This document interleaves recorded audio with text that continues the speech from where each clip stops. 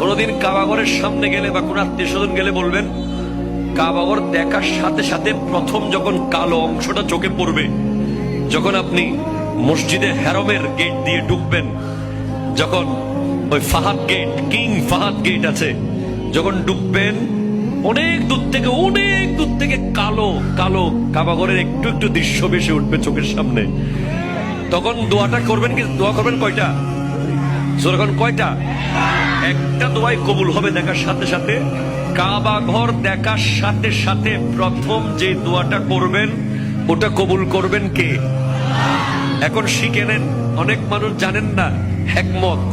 আপনি একটা দোয়া করবেন, একটাই শেষ, একটা সুযোগ পাবেন আপনি, কিন্তু আপনি এমন এক দোয়া করবেন যেন যতদিন ওখানে থাকেন প্রত্যেক দোয়া কবুল হয়ে যায়।